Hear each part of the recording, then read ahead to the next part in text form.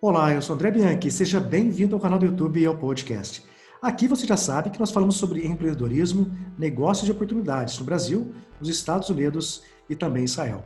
E o papo de hoje dá só uma olhadinha. Eu vou trazer em primeira mão para você uma visita técnica que a gente fez lá no Vale do Silício, na Califórnia. É isso mesmo. Para você que não sabe o que é Vale do Silício, é aquela região tida como mais empreendedora e inovadora do mundo, onde nasceram empresas como Google, Uber, Airbnb, Tesla e muitas outras que você utiliza no dia a dia. É isso mesmo. E mais do que isso, esse vídeo, o Johnny Girard, que é o fundador e CEO da DataSelf, e ele vai falar a respeito do processo dele de sair do Brasil, é um brasileiro, ele vai falar sobre esse processo de mudança para os Estados Unidos, ele liderou algumas startups, ele está tracionando a sua empresa na parte de inteligência de BI nos Estados Unidos, ele vai compartilhar conosco essas vivências e experiências. Dá só uma olhada nos detalhes, o quanto isso aí pode trazer entre dicas, sacadas e oportunidades para você aqui no Brasil. E para você que está chegando agora ao canal, não deixe de se inscrever. Comente aqui embaixo quais tipos de assunto você gostaria que a gente compartilhasse para que você pudesse utilizar hoje mesmo no seu negócio ou na sua carreira para alavancar, para gerar mais resultados. Seja bem-vindo ao canal e bora lá rumo ao vídeo do Johnny Girard. Participei de 5 startups, startups que eram 2 do Brasil, uma americana e as 2 últimas minha. Então, nenhuma delas virou Facebook. Várias fecharam, quebraram. Então, mantenha na cabeça isso. Mas a gente aprende muito com o sucesso e com as falhas. E em geral, assim, o fato de estar muito tempo aqui, eu já estou mais americanizado do que brasileiro de certas coisas. Então, acho que o que eu tenho a compartilhar com vocês pode ser de valor. Se vocês quiserem reservar os últimos 5, 10 minutos para ver um ponto turístico do Silicon Valley, tem um Tesla. Então, se querem conhecer um Tesla, a gente pode dar uns 5, 10 minutos para dar uma olhadinha nele. Que várias pessoas, tem um Tesla, vamos dar uma volta. Enfim, então eu acho que assim, em 20 minutos eu vou dar uma resumida grandona assim, na minha história aqui como empreendedor ou participando de empreendimentos novos. Falando dessas 5 empresas rapidamente. E aí acho que o resto do tempo, se nos próximos 40, a gente pode fazer um bate-bola, qualquer assunto, qualquer tópico. Então, sou gaúcho, nascido no interior, Tapejara. Fui para Porto Alegre fazer engenharia elétrica em 1985. Aí me formei, comecei a trabalhar numa empresa gaúcha na área de automação industrial, empresa chamada Alto Sistema de Informática. É uma empresa exemplar ainda hoje a nível de administração, tecnologia no Brasil. E trabalhei lá por 5 anos, fiz um mestrado na Federal em administração e sempre tive o sonho de morar fora do Brasil. Então a empresa abriu uma filial na Flórida e me mandaram para mim tocar começar um negócio do zero. Então minha primeira experiência nos Estados Unidos foi na Flórida. Foi começar uma empresa brasileira, como empregado, para vender hardware e software no mercado americano e no mercado norte da América Latina. Foi uma experiência brutal no início, eu vim sozinho, começar do zero. Naquela época não tinha quase nenhum brasileiro aqui fazendo coisas profissionais. Em geral, os poucos que tinham eram o pessoal trabalhando com entrega de pizza, carregando mala e tal. Então o networking pessoal profissional foi bem limitado. Naquela época não tinha Google, não tinha GPS, não tinha esse monte de coisa que hoje em dia faz tão mais fácil de viver. E foi bem challenging, mas ao mesmo tempo, guri novo, cheio de gás, sobrevivi com alguns arranhões. O negócio, eu fiquei com ele 5 anos na Flórida, o negócio cresceu. Uma coisa interessante que acontece direto com empresas brasileiras que vêm para os Estados Unidos é que muitas vezes vêm para cá para solidificar a produção do Brasil. Em geral, no Brasil, você concorre com empresas americanas na tua área. E se você está sozinho no Brasil, tu leva tapa o tempo inteiro dos americanos. O cliente, mas por que parte de você se tem um carro nos Estados Unidos, não sei o quê. Então, quando a Autos foi para os Estados Unidos para cá, na verdade, a concorrência da Autos no Brasil ficou muito mais forte, porque eles diziam, não, nós temos para os Estados Unidos, a gente vem mudar. Então a conversa no Brasil para autos melhorou muito por causa de estar nos Estados Unidos. Aqui nos Estados Unidos a gente levava bolacha left and right, como se diz. A gente não conseguia vender quase nada nos Estados Unidos. O mercado aqui é muito concorrido. E o que a gente fazia uma coisa altamente crítica para a empresa, então empresas não iam investir num produto que vem lá de longe sem ter uma rede de suporte grande. Mas na América Latina a gente começou a vender pra caramba, porque de novo, uma empresa brasileira, nos Estados Unidos há uma credibilidade enorme, então a nossa venda para a América Latina e Brasil melhorou muito por causa da presença dos Estados Unidos.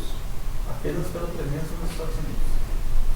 Não, a gente, na verdade, nos Estados Unidos, de fato, você adiciona uma série de know-how para a empresa. Assim, tanto aqui, a gente fazia sourcing de tecnologia, sourcing de produtos, coisas que a gente foi orientado e perguntando e debatendo, né? Tranquilo. Investigados, assim, a gente escutou de algumas pessoas com quem a gente andou conversando que estar nos Estados Unidos é um negócio que abre portas. O cara vem para cá, abre um escritório aqui, continua desenvolvendo lá no Brasil, mas ele está levando daqui para lá. Sim, exatamente por esse lado assim. Na verdade, ele abre portas no mercado brasileiro e latino-americano direto por causa que o pessoal no Brasil e na América Latina olha para os Estados Unidos. Às vezes assim não faz diferença prática, mas é aquele negócio assim de os caras dos Estados Unidos, o pessoal bala. Né? É claro que se você vem para os Estados Unidos, você não é qualquer um. Tu tem grana, tu tem cabeça, tu vai de fato usar uma série de possibilidades do recurso dos Estados Unidos para fazer o teu negócio melhor no Brasil. Então, de fato, a Autos, tendo um escritório aqui, ela melhorou no Brasil, não apenas por uma questão de corporate image, né, que é esse fator de pessoal, né, isso, mas estando aqui eu estava ligado, eu era uma pessoa já técnica, uma pessoa comercial, então eu estava muito ligado com as coisas que estão nos Estados Unidos e trazendo para o Brasil novidades que para eles iam levar 6 meses, 1 ano para ouvir por causa que eu estava aqui. Então, de fato, isso abre portas corporativamente falando, mas também na prática se você for uma pessoa competente para fazer o trabalho. Faz sentido? Tu vieste para cá com a Autos. Sim. E hoje tu não está mais lá. Não, esse foi o meu primeiro negócio que fiquei nos Estados Unidos de 95 a 2000. Nesses 5 anos eu consegui papel, green card, então fiquei amigo de trabalho, fiquei fácil para mim me relocar. Casei com uma gaúcha naquela época. Aqui? Nos Estados Unidos. Aliás, a vida aqui, assim, de solteiro, mais no início é muito complicado, então em geral, se vocês forem mandar alguém para cá, vem alguém casado, em geral é psicologicamente falando mais fácil de se achar, porque socialmente assim é uma cultura muito diferente. Em geral, se vir para cá tem um cara bom pro Brasil, o cara tem uma vida boa, chega aqui, a minha parte profissional estava e a minha parte pessoal, então estava assim extremos de vida, profissionalmente assim, super assim uma oportunidade fantástica, mas a nível assim, de vida pessoal, uma merda, assim, a prática. Né? É claro que naquela época não tinha quase brasileiros, então hoje em dia mudou muito. Hoje em dia é bem mais fácil vir para cá, tem um monte de brasileiro, mais fácil se inserir na comunidade. Mas ainda assim, culturalmente, assim, eu vejo as pessoas que vêm para cá recentemente, né, em condições semelhantes a mim, que não estão casados, também é brother. Então, é uma dica assim, do lado da vida pessoal, às vezes as pessoas vêm para cá e batem pino, não aguentam o tirão e voltam por causa do lado social. É uma quebra muito grande. Nós brasileiros gostamos muito de pessoas, mas no brasileiro, e aqui às vezes isso é um negócio conflito. Enfim, aí eu ganhei o Green Card, aí fiquei com eles mais 2, 3 anos mesmo com o Green Card, né? Mas como alguém da área de tecnologia, para mim o Vale do Silício era a meca, tem que ir para lá. Né? E na final dos anos 90 tinha a bolha da internet que estava assim, milhões de coisas acontecendo aqui no Vale, e eu, tenho que fazer parte dessa onda. Né? Aí eu fiz uma negociação com o meu ex-chefe lá, fiz um plano de 6 meses para mim passar a bola para mim, sou o número 2 do negócio na Flórida. E eu também vim para cá. E vim para cá no ano 2000, em maio. Eu acho que eu pisei na bolha, porque ela estourou logo em seguida. Bem quando eu conheci aqui. Mas ainda assim, aí eu me juntei a uma empresa americana, uma startup também. Eu fui funcionário número 56. E eu ainda peguei um pouquinho da época da bolha da internet, assim, em 6 meses a empresa dobrou de tamanho, assim, um negócio de... né? Falou bastante aquecido no mercado, e aí em mais 6 meses a empresa fechou, né? Então foi um negócio assim, foi interessante, assim, que a gente estava bem na área de... tinha muitas startups na parte de website naquela época, tudo era website, criar website para isso, website para aquilo. E a nossa empresa, a empresa que eu participei, de americanos, o objetivo dela era terceirizar a criação de websites para empreendedores. Então, a gente teve assim, dezenas de pequenas startups que usavam aquela empresa como um braço para fazer a ideia de negócio deles virar uma plataforma de tecnologia. Então, a gente terceirizava como se fosse o IT development desse tipo, dessas empresas. Foi uma experiência bem bacana, porque a gente lidou com várias startups na época. Quase todas elas quebraram, que também assim, era um modelo de negócio que na época o pessoal tinha uma ideia e ganhava dinheiro. Se isso dá dinheiro, não era dinheiro, era outra coisa. Enfim, aí a empresa fez 3 rounds de layoff, o negócio começou a quebrar, e no segundo eles demitiram 85% das pessoas e eu fui nessa leva. Aí eu fiquei alguns meses desempregado, e aí uma startup de Recife, na parte de Business Intelligence, veio para cá e aí eles me contrataram para me trabalhar na parte de vendas. Aí eu fiquei com essa empresa de Recife por 3 anos, e também uma empresa que era funded pelo Brasil, investidores brasileiros. Eu também era empregado. E chegou num certo ponto, os investidores pulled the plug, né, tiraram os fundos e a empresa quebrou também. Naquela época, eu achei que esse negócio de Recife tinha uma ideia bem interessante, mas uma execução onde o tempo não foi muito bom e a direção deles, né, enfim, não rolou. E eu disse, pô, eu acho que eu posso, na verdade, criar minha própria empresa, que eu vou dar meu próprio spin, meu próprio ângulo desse negócio, assumir os poucos clientes que eles tinham e ver se vai rolar. E daí eu abri a minha empresa, essa empresa aqui, a TSL, em 2005. E aí eu comecei a trabalhar com a parte de Big, né, não era Big Data, mas enfim, eu tive de Big Data para empresas de médio porte. Database Marketing na época, chamava Database Marketing na época. Eles chamavam de Business Intelligence. Aí eventualmente virou Analytics, agora Big Data. Então, não me mudou, mas de certa forma é a mesma coisa, você pegar dados. No nosso caso é Enterprise BI, a gente não faz social media, government things, é focado em pegar dados de empresas e tornar esses dados dashboards, fazer uma coisa fácil. Uma ligação com ferramentas. Isso. Tu cria as ferramentas ou tu usa ferramentas? Então, a nossa solução, na verdade, é um pacote de software que tem essa empresa que se chama Tableau, que é um dos líderes na parte de visualização, assim, tem uma ferramenta fantástica para ver dados, mas Tableau é como se fosse essa shiny faucet, é uma torneira dourada, assim, a melhor torneira que vai achar no mercado. É linda, ela dispensa água de maneira fantástica. Mas ela sozinha não faz nada, tu pega ela, coloca na parede, tu abre e não sai água. Então tem 2 dilemas principais de fazer essa linda torneira, fazer a mágica dela. Uma é você criar um encanamento, né? Água quente, água fria, cerveja, trazer até a faucet, tu tem que criar esse encanamento. O encanamento não é um negócio sexy, mas é um negócio caro e complexo, que em geral é onde vai ter a porca torce o rabo, como é que diz isso? Onde a porca torce o rabo. A complicação de fazer isso funcionar é fazer esse encanamento, a gente chama. Né? É um grande problema de BI é o encanamento. Cara. E o segundo problema é, beleza, agora você tem a tua água aqui, o que tu faz com a água? Tu vai beber, tu vai regar as plantas, tu vai apagar o fogo. Então, uma coisa que na minha empresa ficou bacana é que grandes empresas, você pega, né, sei lá, Walmart, Amazon, essas empresas, elas têm departamentos inteiros de BI, intelligence para fazer esse negócio, para falar com os decision makers, para decidir onde é que estão os dados, como é que traz, como é que entrega. Eles têm uma puta do recurso humano e de tecnologia para fazer isso acontecer. Então eu pensei, bom, eu não vou lá no mercado Fortune 2000 para concorrer por causa que esses caras não precisam de minha ajuda.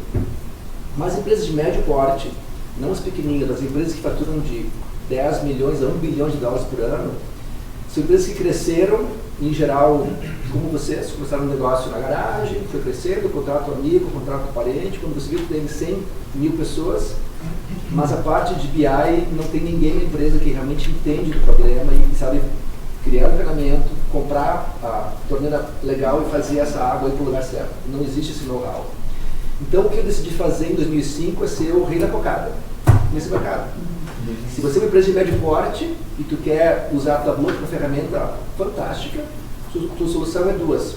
Contrata a pessoa que começa do zero e me chama daqui a 6 meses, 2 anos, caso eu não fez quase nada. Ou liga uma Data Self, que eu tenho 5 mil relatórios como um ponto de partida. Eu olho para quanto a receber, quanto a pagar, financeiro, inventório, estoque, vendas, CRM. Eu tenho um monte de coisas para começar do zero, com 5 mil relatórios em vez de começar um por vez. E aí você decide. Então, o que eu vendo, na verdade, é time, acelerar o processo de pegar dados de maneira eficiente e por um custo reconhecido. E a meu concorrente é good luck. Começa do zero, contrata alguém, e vai contratar 2, 3 pessoas, e vai levar 6 meses, um ano para você criar 50 relatórios. A briga interna. A briga geralmente é com o pessoal de TI interno, que acha que pode fazer tudo sozinho. Isso não tem nada no Brasil, né? Eu tenho bom, então, voltando à pergunta, respondendo a pergunta também, o que eu adiciono nesse processo? Então, o Tableau é uma ferramenta de terceiro, que é o que vende a parte sexy, não é minha, é de terceiro.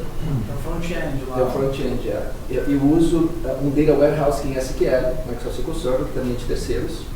Mas eu tenho ferramentas que são de nossa propriedade, nosso IP, Intellectual Property, que facilita colar essas partes. Tem o Data Warehouse, tem o Tableau, tem uma ferramenta que eu chamo de ETL, que populate o Data Warehouse, e eu tenho uma cola que junta o banco de origem, o Data Warehouse, o Tableau e os relatórios tudo no pacote só.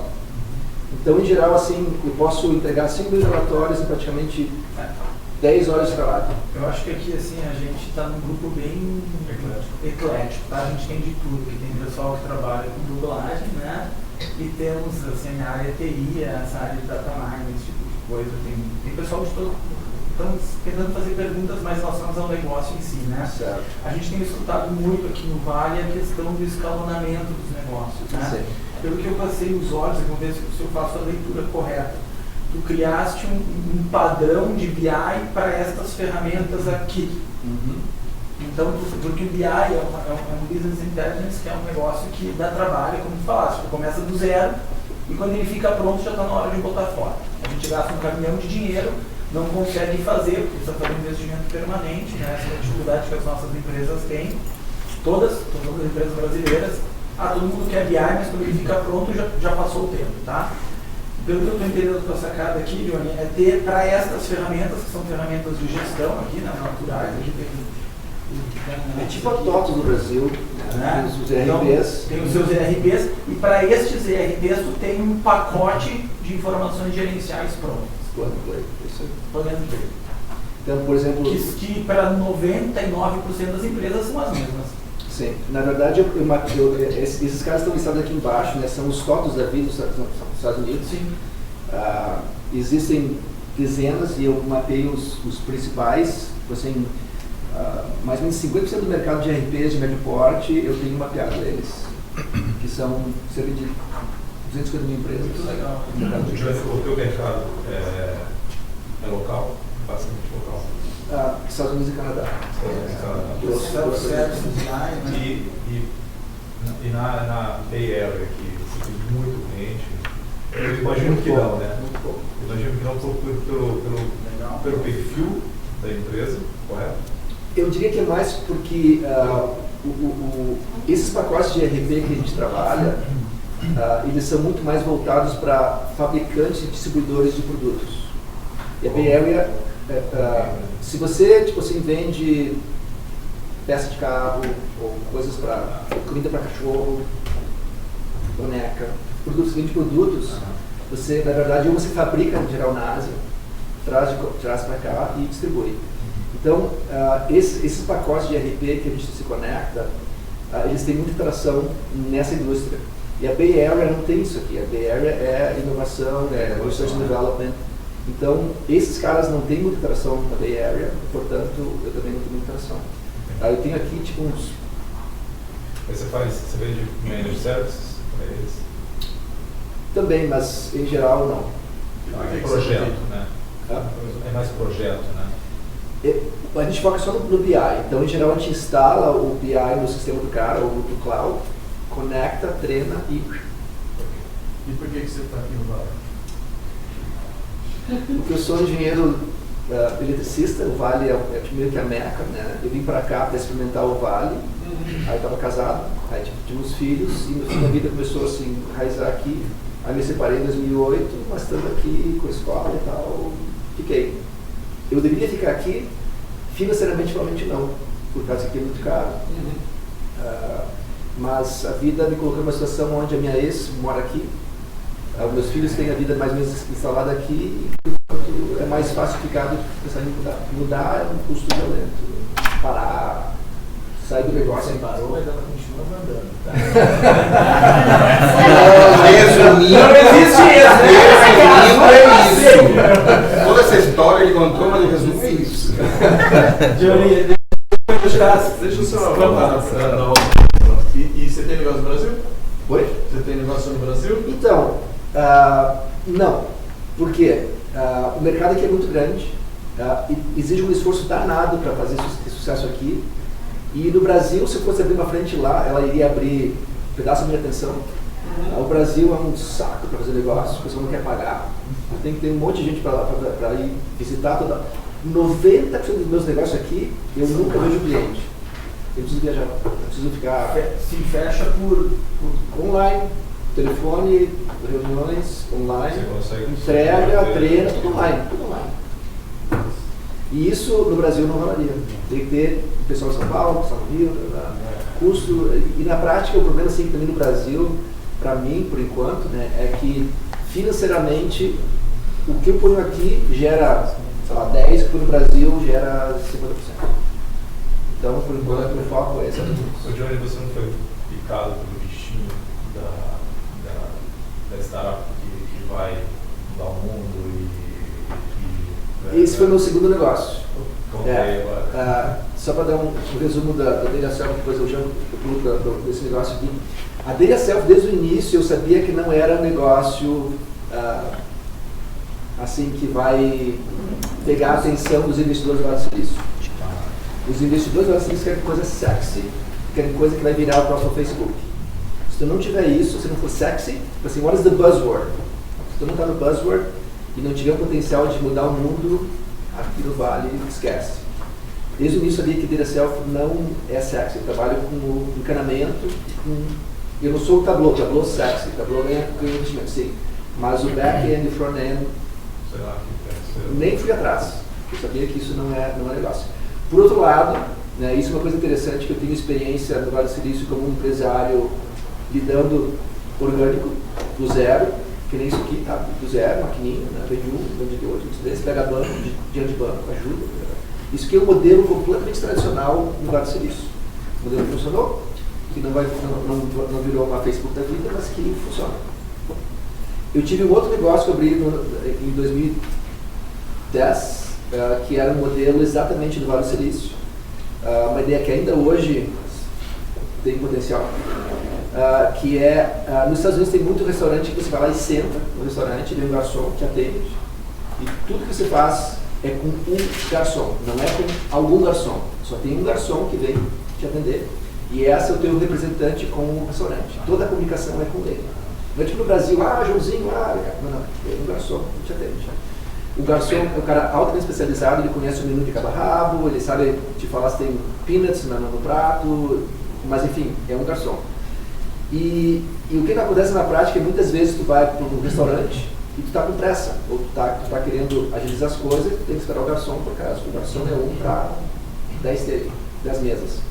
Então o que a gente criou naquela época foi um aplicativo, né, no telefone, e a ideia é que o aplicativo é teu, não é do restaurante, E a ideia é para complementar o serviço do garçom. Então, se o garçom está aqui, me dá uma cerveja, muito fácil. Se o garçom não está aqui, tu pega uma cerveja, pega uma água, paga a conta, qualquer coisa, tu põe o pedido aqui, ele vai para o sistema do garçom, aí o garçom está atendendo a mesa do lado, ele passa o credencial para atender a mesa do lado de lá, opa, o Johnny pediu água, beleza, vai lá e entrega água para o Johnny. Na hora de ir embora, tu pega a conta, olha aqui, paga e vai embora. E a ideia desse aplicativo seria que tu vai para um outro restaurante, é o mesmo aplicativo é teu, o aplicativo começa a conhecer as suas preferências de que você gosta de comer, que você gosta de beber, e ele te ajudaria a você ir para um restaurante que você nunca foi e pedir os pratos e pessoas como você gosta. Então tinha um potencial fantástico. É o tipo de negócio que pode mudar o mundo, eventualmente vai, alguém vai descobrir como fazer. A gente ficou 2 anos rolando essa ideia, a gente criou um aplicativo, a gente teve vários restaurantes em beta testing, teve investidores interessados, mas a gente não conseguiu escalar. Assim, era um modelo de negócio complexo. Chegou a pensar em integração com Micros, com toda essa galera? O problema técnico é difícil, mas não é... A gente provou, a gente teve vários eventos que a gente trouxe uma galera para testar e o pessoal adorava. Assim, no papel, na ideia bacana, o dilema principal é o problema do business dynamics. Nós tínhamos que fazer quem feliz? O usuário feliz, o garçom feliz, o dono do restaurante feliz, nós felizes e o investidor. Tenta fazer 5 grupos de pessoas felizes. Good luck. E o end user desse grupo é muito fraco. É muito difícil de conseguir passar esse tipo de conhecimento para eles. Eu diria que essa ideia vai rolar, agora alguém vai crack the nut, como a gente fala. Porque eu acho que, na verdade, todas as pessoas, a gente via assim, todo mundo era feliz com a ideia, mas juntar as pontas num framework de business, de pricing, de incentive, de technical, que junta tudo ao mesmo tempo, a gente não conseguiu. E na época, em 2010, ficou 2010, 2012, trabalhando nisso, a gente achava que em 6 meses a gente não crack the nut, someone would. A gente ia ser... Faz 7 anos e ainda ninguém conseguiu fazer essa coisa funcionar mais. Vai acontecer uma hora, por causa que tem um valor agregado muito grande. Eu ainda sinto falta para restaurante, às vezes, que merda que moeira não rolou. Mas olha, isso é uma dúvida. Você observa muito essa questão, porque eu vejo no Vale que eu venho para cá com frequência, que essa questão do timing, parece que tem coisas, dizem, por exemplo, que o óculos do Google, né, não estava no momento certo, na hora certa. Você enxerga muito isso, que às vezes não é uma coisa que naquele momento faz, mas que em algum momento você percebe muito isso aqui? Muito. Na verdade, tem até dizer assim que muitas vezes, né, as empresas que quebraram, a maioria das empresas que quebram, eu não sei como, mas assim, a maior parte das empresas que tentam começar um negócio, elas quebram por causa que não conseguem tração. Então quebram muito. Né? E muitas vezes o sucesso estava one step away. Às vezes é por causa que eles não fizeram uma variação que de repente criava atração, ou porque de fato o timing não está certo. Tipo, um dos nossos dilemas com o Waiter, a gente chamava Mobile Waiter, que era o nome do aplicativo. Um dos dilemas na época é que tu tem que identificar para o usuário, um dos dilemas do usuário, é identificar o usuário na mesa. Qual é a mesa que está sentado? Né? E na época o que a gente tinha era, nós tínhamos um cartãozinho, né, na mesa, né, que falava Mowaiter mesa número 5. Então tu tinha que pegar o Mowaiter, abrir, informar o teu na mesa. O restaurante ele sabia, ele todo no restaurante, está no restaurante X, e você assim, yes. Qual é a tua mesa? O pessoal, como assim mesa? Essa aqui é minha mesa. Não, eu número da mesa. Como assim número da mesa? Nem sabia que tinha o número da mesa. O pessoal nem sabia que tinha que olhar lá uma plaquinha, né, que tinha o número da mesa, e estava o número da mesa, e agora estava no sistema. Hoje em dia, a gente poderia, por exemplo, com o NFC, de repente, o cara está na mesa, que o cara nem sabe, o cara está aqui na mesa e o sistema do NFC, ó, tu está na mesa 5, confirma. Então, às vezes, no de timing, a nível de tecnologia, não tem algumas coisas adicionais que possam fazer a atração pegar. Então, timing é complicado. E você está trabalhando com machine learning? Então, desde 2012 eu decidi focar de novo na Data Self, por causa que é um negócio que tem um potencial muito grande, bastante concorrido, mas tem um potencial bastante grande.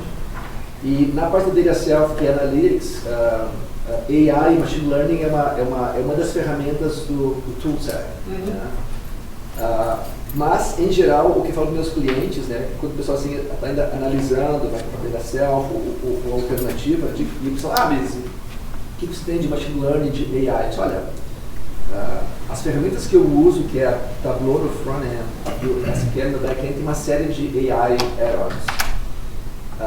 Mas eu diria o seguinte, que em geral, se você está hoje trabalhando com o Excel para criar seus relatórios, antes de você colocar uma coisa para decidir por você, é bom você olhar para os seus dados e decidir, entender o que tu conhece o mercado, tu conhece o governo, tu conhece os seus produtos, os seus clientes.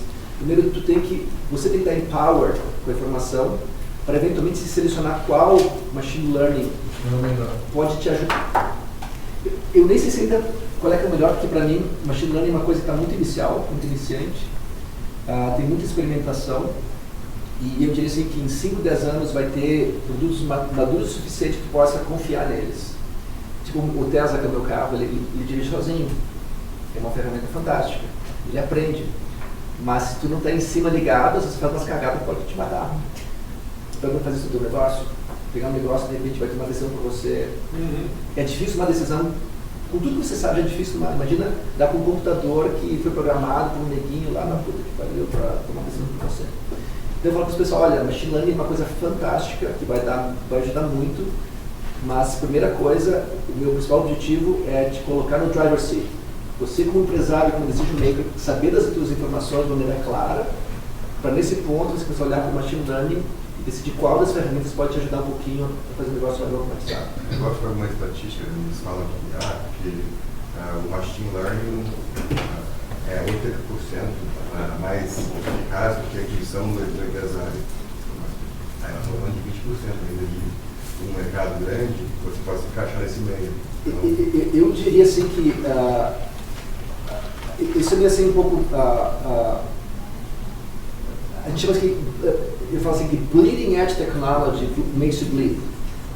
A tecnologia de ponta, que é sanguinária, sei lá, vai ser escrito em português, pode fazer você se machucar. Então, para mim, eu sempre falo para os meus clientes, olha, eu sou de tecnologia, eu adoro tecnologia, live and breathe technology, mas quando chega assim na hora de pegar o meu dinheiro, eu sou conservative. Eu prefiro dar um step behind, porque eu quero coisa que eu coloco que funciona, não quero coisa que tem que ficar certificando, consertando. Eu prefiro que os outros testem. Então, eu estou sempre um passo para trás. E eu tenho orgulho de dizer, olha, se você gosta de ladies and greatest, good luck. Tem um monte de gente fazendo isso, faz muito bem e vai mudar o mundo, mas eu prefiro usar um pouquinho mais bem estável, que funciona, que eu sei que funciona, que não funciona, para mim poder focar no meu negócio e ficar para frente. Inclusive foi o que aconteceu com as empresas.com, né? Muitas empresas cresceram.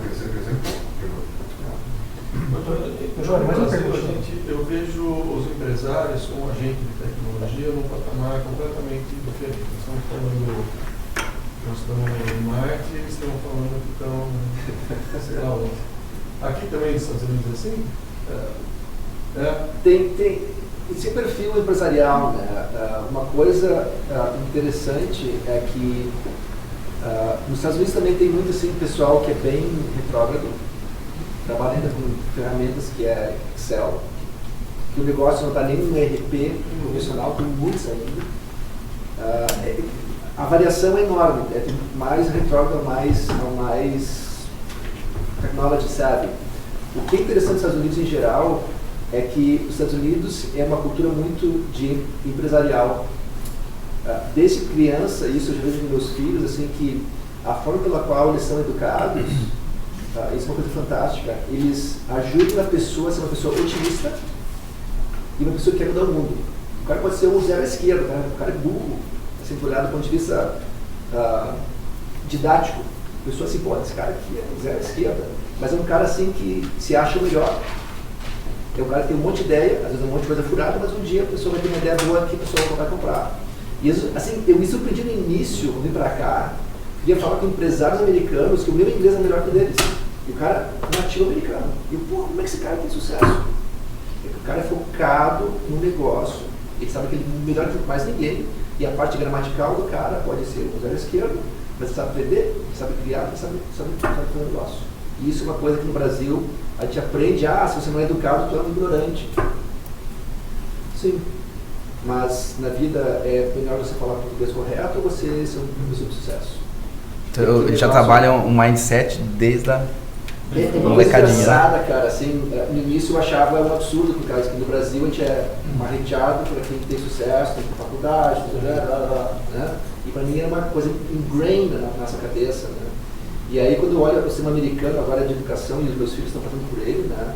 Eu disse, uau! O pessoal fala, mas a escola do Brasil é melhor que a americana, tu vai no primeiro grau, segundo grau, em geral é melhor que a americana, sim.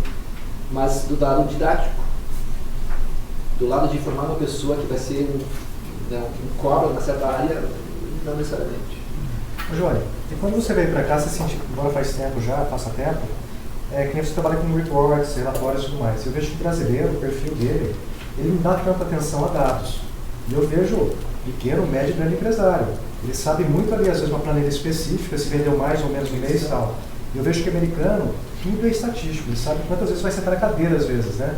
Como que você sentiu essa diferença cultural? Porque a gente tem empresas de diferentes áreas aqui, que às vezes não olham assim e falam, poxa vida, não tinha percebido, mas tudo é relatório, tudo é informação. Sim. E como tomar decisão embasada nessas informações?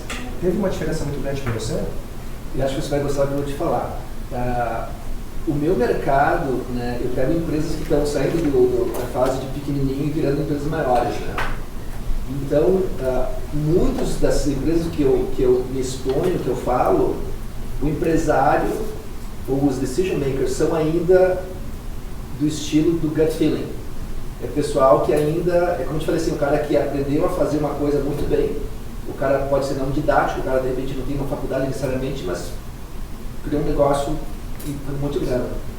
E muitas vezes para esse pessoal, eles ainda são pessoas que o cara tem aquele gut feeling de, é assim que funciona, né?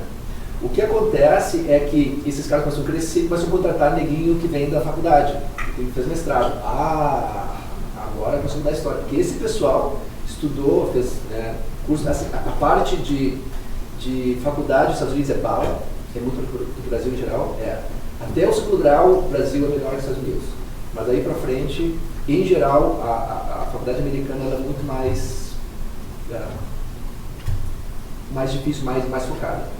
E aí quando essas empresas começaram a contratar esse pessoal que não é mais do amigo, do parente, do vizinho, começou a contratar pessoal profissional da área, que já trabalhou em outras empresas, que usava ferramentas de dados para analisar, é quando essas empresas começam a ligar, eu estou aqui nessa empresa faz 6 meses, os caras estão flying blind, estão voando cego, e a gente precisa desse tipo de coisa. Então, na prática, eu acho que é mais ou menos como o Brasil, de certa forma, tem muitas empresas como o Brasil, sim, mas quando eles começam a contratar as pessoas que vêm profissionais da área, esses caras são muito mais focados em dados. E aí esse pessoal, eles esmerilham. Ou seja, o empresário continua focado no crescimento macro do negócio, enquanto os funcionários vão trabalhar com essa gestão e eles vão ajudar os empresários. Passar essa informação. Assim, tem muito empresário que começa já um negócio com mestrado, com tudo mais. Esse pessoal de cara que já começa o negócio focado em dados. Sim, não estou dizendo que não. E tem muito, aqui no Vale, por exemplo, todos. Aqui no Vale, todo negócio começa com o neguinho que é cobra, que já tem mestrado em geral. Mas o Vale é uma pequena ilha, né, nos Estados Unidos. As empresas que eu lido, que é um mercado diferente, em geral os empresários são pessoas altamente focadas no negócio deles. E eles começam a olhar para isso aqui apenas quando estão assim muito maiores, né, 10 milhões a 1 milhão por ano. E muita empresa vem para mim, já estão assim com 100 milhões de dólares em vendas, e eles continuam fazendo negócio em Excel. E às vezes o empresário, assim, o dono da empresa, os caras assim, mas os neguinhos estão em volta para contratar o CEO, o CFO, que são o pessoal que foi contratado para fazer a função deles, os caras, mas sem dados não dá. E é eles que tornam essas empresas mais fact-based. E literalmente são os Excel não são nem integrados. Cada departamento tem o seu Excel, tem sua regra, sua fonte de informação, sua maneira de...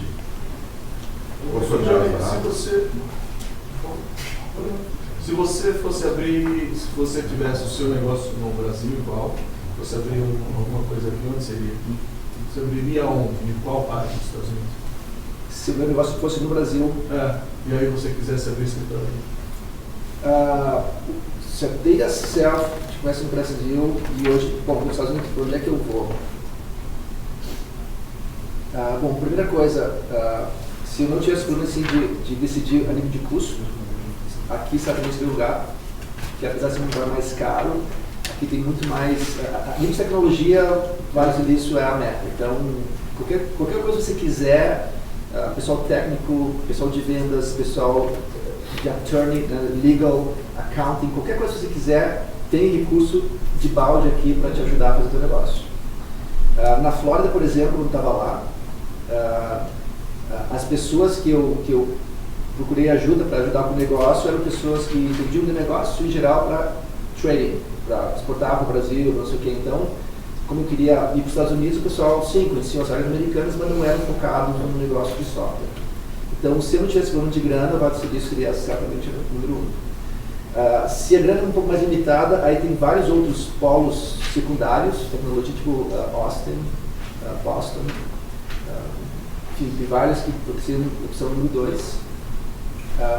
Um terceiro componente é, na verdade, proximidade do Brasil, que às vezes é um componente seríssimo. Aí Flórida seria o principal ponto. O Brasil não pode ser 8 horas totalmente assim. É o custo de vida ou o custo da produção de software? Tudo. Tudo. O cara aqui no Vale custa mais do que em outros lugares dos Estados Unidos? Sim. Quanto mais? 20, 30? Depende, você está falando com a Flórida, 30%, 40%. Mais caro aqui do que lá. É muito caro. Na analista ganha quanto aqui? Um programador, chuta, assim, um cara médio. Em geral, um cara bom aqui são six figures. $100 mil para cima. Um cara bom aqui, $100 para cima. Por isso que estamos desenvolvendo tanto no Brasil, né? Hoje eu tenho qual é a relação com o governo aqui? Você tem clientes no setor público? Você tem como essa diálogo? Bom, primeira coisa, não tenho.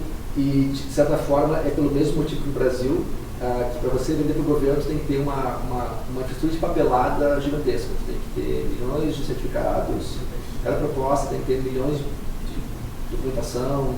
Eu lembro que no Brasil, na Altos do Brasil, eu era o gerente do setor de propostas do Brasil.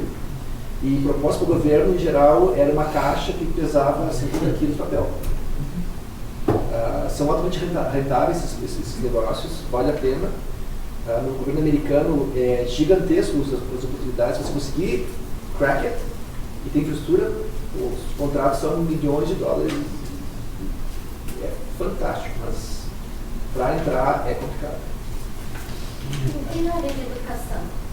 Porque eu trabalho com universidades, né? E agora que as universidades estão focando na análise de dados, então como eu trabalhei com educação à distância há muito tempo, eu sempre me baseei em dados, porque na EAD os dados, né, a gente só tem todos os registros, mas agora no presencial eles também estão começando a trabalhar com dados por conta da evasão, captação, etc. Aqui como que funciona isso, sabe? Minha exposição é limitada, mas algumas coisas que eu posso te falar. As universidades são, qualquer lugar do mundo, são instituições, em geral tem diversos departamentos. Tem um departamento de TI, enfim, de tecnologia, que cria um sistema para todos os departamentos. Em geral é um monstrinho, um Oracle da vida, um negócio assim que tudo que você quiser de informação tem que fazer uma submissão. Sim. E passar por 20 assinaturas, tudo é um saco, né? Isso também, em geral, aqui nos Estados Unidos também, pelo que eu vi, do pouco que eu vi também, é a mesma tranqueira. Né? São instituições altamente regulamentadas, então isso dificulta o processo deles. E atualmente eu estou em conversa com a Universidade de Nevada, né, de Las Vegas, onde eles me falaram o seguinte: olha, né, nós temos esse dilema, que é o exemplo que eu te falei, e o meu departamento de medicina, nós temos que cortar esse cordão umbilical na matriz, né, com headquarters, né, porque a gente não consegue tocar o nosso concorrente, porque a gente está perdendo, porque a gente não consegue. Então, eles vão criar um BI dedicado deles, e a direção está sendo considerada para fazer isso, onde eles vão pegar e extrair dados, né, dos relatórios atuais que vêm lá do corporate, eles vão fazer uns dumps, né, e eles têm alguns sistemas locais que eles têm controle, e eles vão colocar um BI tipo nosso para ficar mais independentes. Então, Eu diria que o teu dilema, eu acho que é uma coisa que aqui nos Estados Unidos também tem. É claro que quando você vai olhar tipo, para as Harvards da vida, para as MITs da vida, são instituições privadas, não governamentais. Essas entidades, eu acredito que elas têm mais liberdade e as coisas fluem melhor.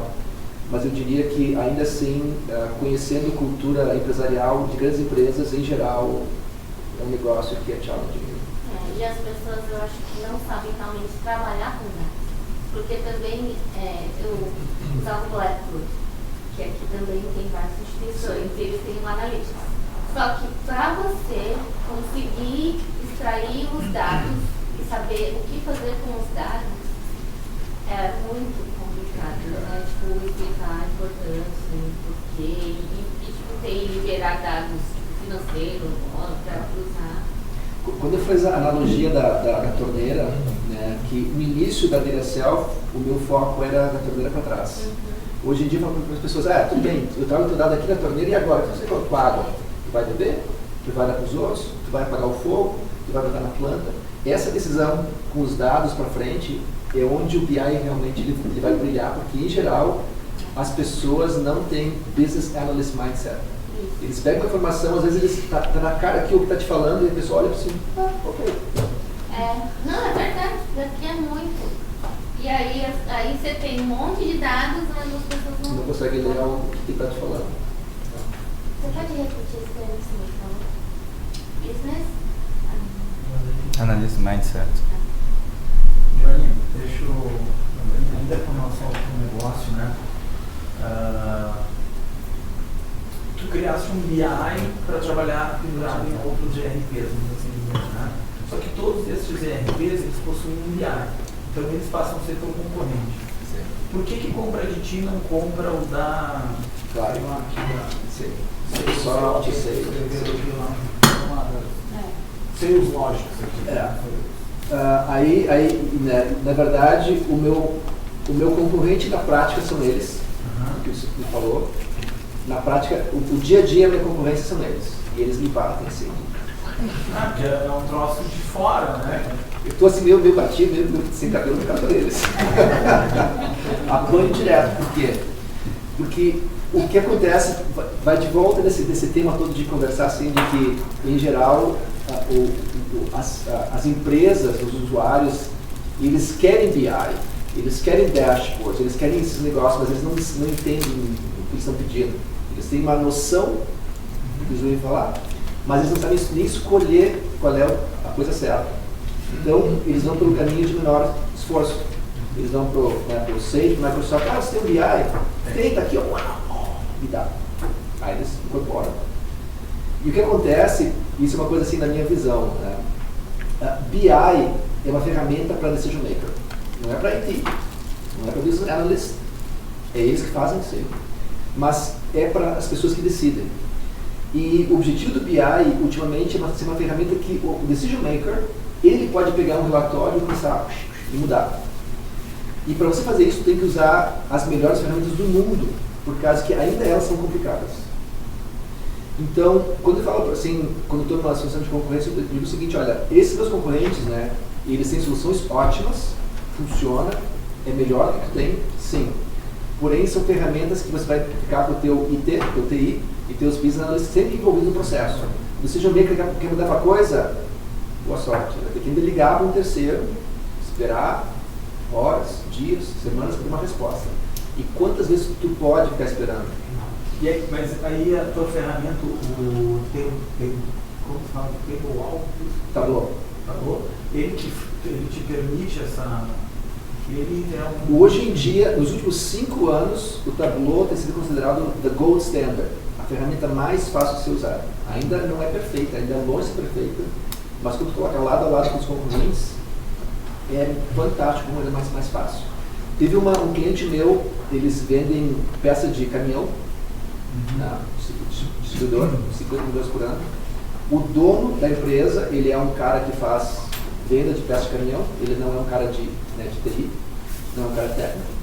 Aí ele comprou o DSL há 2 anos atrás, e no final do ano passado mandou um e-mail para nós, assim, fala do grupo, como se diz, né, assim, mandou um e-mail, olha pessoal, comprei a solução de vocês faz 1 ano e meio, minha culpa, ele escreveu, minha culpa, eu não tive tempo de ser treinado ainda, zero treinamento. Mas o que eu gosto de vocês é que, primeira coisa, tem um monte de relatório, que em geral eu acho o que eu procuro, então está lá a resposta. E quando o relatório não está exatamente como eu quero, eu ainda lembro a demonstração do Johnny 1 ano e meio atrás, que ele fazia drag and drop, eu vou lá e eu drag and drop ele. E aí ele dá, thank you. Eu imagino um cara que vem de peça de caminhão, fazendo coisas que em geral precisa de um cara de TI. E a tua solução, assim, tem uma facilidade, no teu apelo é facilidade em conseguir o dado, né? O preço igual, assim, o que a gente faz, né? Os nossos RPs lá, cara, o BI eu te dou de brinde, né? Você me compra todo o RP, eu te dou o BI aqui, tu leva junto, o cara nunca vai usar. Que é tão difícil usar porque ele nunca usa, entendeu? Mas a gente acaba dando. O preço é algo que pega, assim, preço é um negócio complicado, na verdade. Não é de valor, né? Falando de preço mesmo. Preço é um negócio complicado. Uma coisa que eu experimentei ao longo dos meus anos de Veracel, o preço era assim, aí fiz assim, agora eu estou assim. Na prática, o que eu percebi é que se o preço do meu BI ele é barato, as pessoas não compram. Ele não valoriza. Ele não valoriza. Assim, tu tem que ter uma empresa que ele olha para isso aqui é um negócio crítico, eu preciso. Estou disposto a pagar. E tem um custo. E se eu pago, eu vou usar. Porque eu vou tirar mais. Estou falando do modelo de negócio, você tem recorrência? Você tem recorrência? Sim. Esses caras. O seu produto está na nuvem?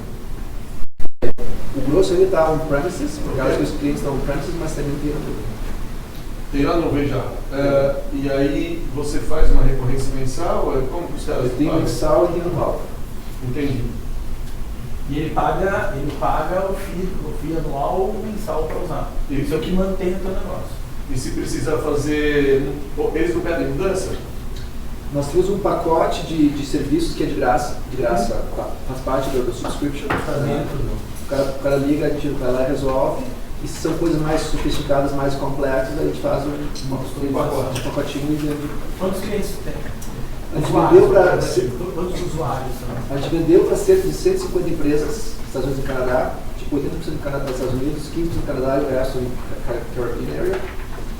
Número de usuários, eu não me lembro, mas acima de 1.000 no total.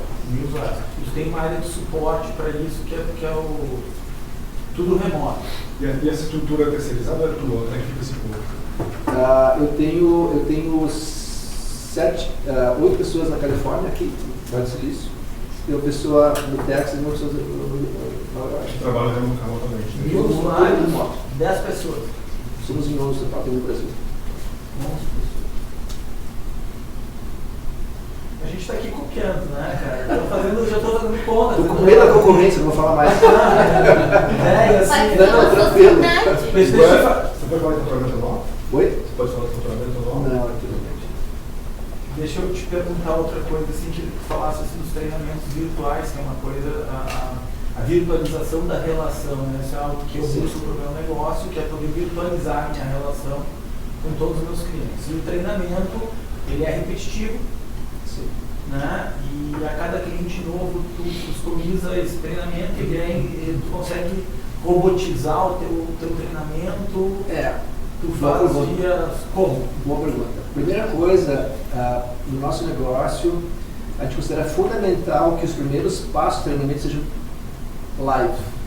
Live meaning web-based, but live. Com alguém do lado de lá, alguém do lado de cá falando, mostrando a coisa básica. Porque parte do problema de BI é entender a parte fundamental do negócio. Não é apenas uma ferramenta, não é apenas um relatório, mas como é que essa ferramenta de relatório se conecta com o teu sistema de dados. Isso é uma coisa que um vídeo nunca vai te dar essa informação. Uma conversa, às vezes, é uma troca de ideias, não é simplesmente eu falar. Não estou te olhando, mas estou escutando, tá? Sim, tudo bem. Então, em geral, as primeiras horas de treinamento, as primeiras 3 horas pelo menos, é sempre instructor led. Você tem um instrutor que se conecta ao vivo e a cores remotamente com o cliente. A partir das primeiras 3 horas, aí vira uma questão de necessidades individuais. Nós e com nossos parceiros, a gente tem dezenas de horas de vídeos, né? Self-service, tu vai lá e assiste vídeo. como é que se faz isso? Vai lá dar um search, vai achar um vídeo que especificamente mostra como se faz certas funções. Né? E isso está onde? Está no Online, no portal, website de parceiros. de parceiro. Tipo o Tableau, tem dezenas de horas de vídeos que a gente torna disponível. Tá. A gente faz webinars praticamente todo mês. Aliás, se vocês são da área de BI, vai para o meu website, tem uma seção de webinars, verifica os webinar recordings. Muito conteúdo bem bacana. Tipo, ontem eu fiz um webinar né, sobre técnicas de visualização para qualquer ferramenta que você usar, não interessa. E assim, muitas vezes eu assim, muito massa, melhor webinar que já vi sobre esse tipo de coisa. Então, dá uma assistida, ver se vocês gostam. Já usou, pensou em usar o API para fazer um primeiro suporte, sem ter comando? Não, por enquanto, cara, a gente, assim, uma das coisas que é um pouquinho assim, meio que fora da tendência e tecnologia, é que hoje em dia a gente está tentando tornar as coisas mais automatizadas, mais self-service. That's why we Nossa crença é que o nosso tipo de cliente são empresas que, em geral, eles não entendem muito tecnologia, e se dá para eles uma coisa que eles não entendem, eles... Mas o API é aquele bot, chat inteligente, que vai aprendendo e vai começando a responder coisas cada vez mais de forma inteligente, Cara, sem nenhuma interação com as pessoas. Por enquanto, uma coisa que os nossos clientes valorizam é que muitas vezes as perguntas dos caras não é uma pergunta tecnológica, não é uma pergunta que está a resposta ali. Às vezes o cara está com o pensamento numa direção errada. E isso não tem máquina que vai te colocar no caminho certo. E isso é uma coisa que no meu time, a gente faz isso já há 17 anos no time, a gente já falou com centenas de empresas que fazem as perguntas, o cara faz a pergunta e mas peraí, mas o que quer dizer aquilo? Como assim? Não, Então, eu trabalhei 17 anos de suporte na hora, não sei o que quer dizer. Então para mim, assim, um dos motivos pelos quais a gente é um pouquinho um pé atrás, um passo atrás do ladies and greatest é por causa que o nosso tipo de cliente, eles ainda precisam muito de suporte personal, não de uma coisa que eles vão fazer a pergunta errada e ganhar uma resposta certa para a pergunta errada. Pessoal, o tempo está acabando, mas eu imagino que o João ele, talvez goste de cartão e tudo mais. Eu sei, ele abriu esse espaço porque quando eu conheci, vi o site dele, vi as informações sobre a empresa. Tenho certeza que alguma coisa ele vai trazer para a gente. Então, como ele encaixou bem em cima da hora, eu não quero tomar muito tempo dele, mas eu acho que vocês podem trocar cartões e, consequentemente, vão. Eu acho que se houver aí algum vídeo, alguma situação de contato, conexão, eu imagino que vocês possam estar conversando. Ok? Pessoal, uma salva de palmas para A culpa é dele que não nos avisou antes, porque senão a gente trazia o erva mate, né? Chimarrão até agora. Não fazer nada pra ti, Ali fora tem uns banquinhos legais para ficar. De manhã mais cedo. Até quem não é gaúcho aqui já está tomando chimarrão. Já vem que a vibe é essa. A gente trazia uma culpa. Tem uns que a gaúcho fala que trouxe não quer levar dando de chimarrão. Mindset aqui, gaúcho. Vamos tirar uma foto aí todo mundo, pessoal? Com certeza.